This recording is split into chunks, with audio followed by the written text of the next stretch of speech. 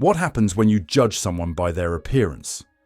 For one luxury boutique manager, a snap decision turned into a career-defining moment when the woman she dismissed returned with undeniable authority. Before we dive deeper into this shocking story, comment below where you're watching from today. It was a quiet Tuesday morning on Rodeo Drive, Beverly Hills. The sun cast long shadows across the pristine white marble floors of Belle Maison, an exclusive boutique known for its designer labels and VIP clientele. Classical music hummed softly through the speakers, and Helena, the boutique manager, stood near the entrance, her sharp eyes scanning for anything out of place. Helena prided herself on running a tight ship. No idle chatter among staff, no smudged glass cases, and certainly no tolerance for anyone who didn't belong. That's when she walked in. A tall woman, dressed in a simple cream coat and oversized sunglasses, her heels clicking softly against the marble. She moved with effortless grace, pausing to glance at a display of silk scarves. Helena's instincts kicked in immediately. Not a regular, she thought. The outfit, though elegant, lacked the usual flashy designer logos. And the way she lingered by the jewelry case. Window shopper, at best. Helena approached, her smile polite but cool. "Ma'am, we have a private shopping appointment scheduled shortly. I'm afraid I'll need to ask you to leave." The woman lowered her sunglasses, revealing piercing blue eyes that momentarily caught Helena off guard. There was something familiar about her face, but Helena dismissed the thought. "I assure you, I'll only be a moment," the woman replied calmly. Helena stiffened. Politeness gave way to authority. "I'm sorry, but this is a private establishment. If you'd like to book an appointment, we'd be happy to accommodate you another time." The woman's expression remained unreadable. After a brief pause, she slid her sunglasses back on and walked out, her heels echoing against the marble. Helena watched her go, satisfied she'd protected the brand. But she had no idea how much that moment would cost her. The rest of the day passed without incident until whispers began to ripple through the boutique the following morning. "Did you hear about the woman from yesterday?"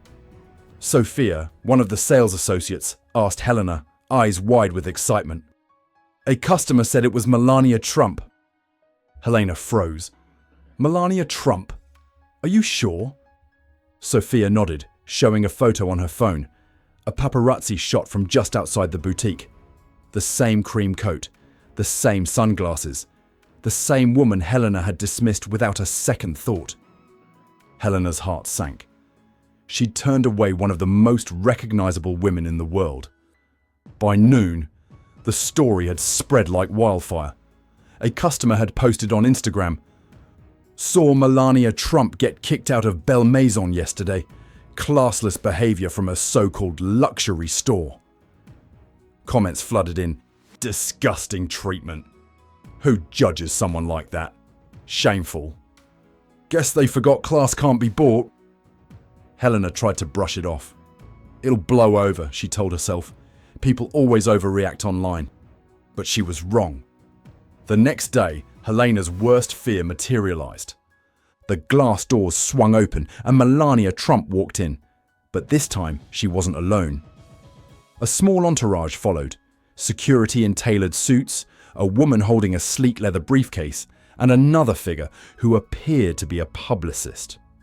Photographers lingered just outside the entrance, cameras flashing. The boutique fell silent. Customers stopped browsing. Staff froze in place. All eyes turned to Melania, standing tall and poised, wearing a fitted black dress and diamond earrings that caught the light with every movement.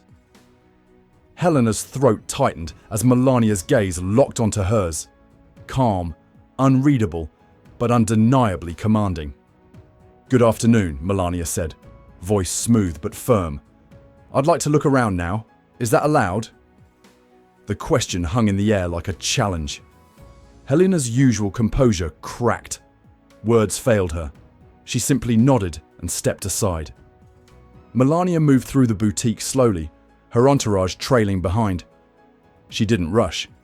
She examined fabrics, brushed her fingers over price tags, and studied displays with an air of quiet authority. To Helena, it didn't feel like shopping. It felt like an evaluation, as if Melania were taking stock of the boutique itself. The moment that changed everything came when Melania paused at the jewelry case. Her eyes settled on an elaborate diamond necklace. "May I see this piece?" she asked, directing her request not to Helena, but to Clara, a junior sales associate. Clara hesitated, glancing nervously at Helena before retrieving the necklace. Melania studied the necklace briefly, then turned, not to her publicist, but to Helena herself. "What do you think?" she asked. The question caught Helena off guard. She stammered, struggling to find her voice. "It's a beautiful piece. One of our finest." Melania nodded slowly. "I'll take it," she said, sliding a sleek black credit card across the counter. As Clara completed the transaction, Melania turned back to Helena, her expression calm, but her words cutting through the silence like a knife. "It's important, don't you think," she said quietly, "to treat everyone with respect, especially when you don't know who they are?" The boutique held its breath. Helena's cheeks burned as she struggled to form a response, but Melania didn't wait for one. Instead, she gestured to her publicist, who handed her a small envelope. "This is for your staff," Melania said, holding the envelope out to Helena, a token of appreciation for their professionalism. Helena hesitated before taking it. The envelope was heavier than expected. Later, she would open it to find a check, a staggering amount, meant to be divided among the employees. It was an act of generosity that contrasted starkly with the quiet reprimand Helena had just received. Melania didn't linger. She turned to Clara with a warm smile. "Thank you for your help today. You've been wonderful." With that, she exited the boutique, her entourage falling into step behind her, cameras flashing as they stepped onto Rodeo Drive. Inside, the boutique remained silent.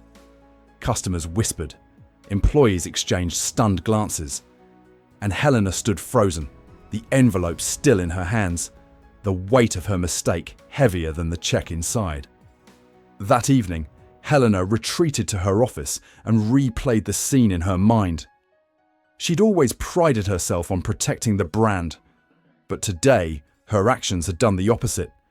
She judged someone based on appearance, forgetting the very values the boutique claimed to uphold.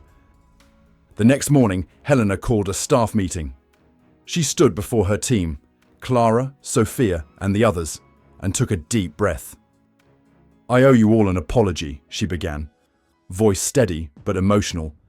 "Yesterday, I let my assumptions cloud my judgment. I treated someone unfairly, and in doing so, I let all of you down. That's not the kind of leader I want to be. And it's not the example I want to set."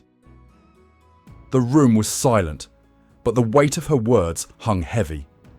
Helena placed the envelope on the table. "This check is for all of you, a testament to how well you handled the situation despite my shortcomings. You deserve this." Clara, the quietest of the group, spoke up. "Thank you, Helena. I think we all learned something yesterday." Helena nodded. She wasn't perfect, far from it, but she was determined to make amends. If this story resonated with you, share it with someone who believes in treating everyone with respect. And don't forget to hit that subscribe button for more stories that inspire reflection and growth.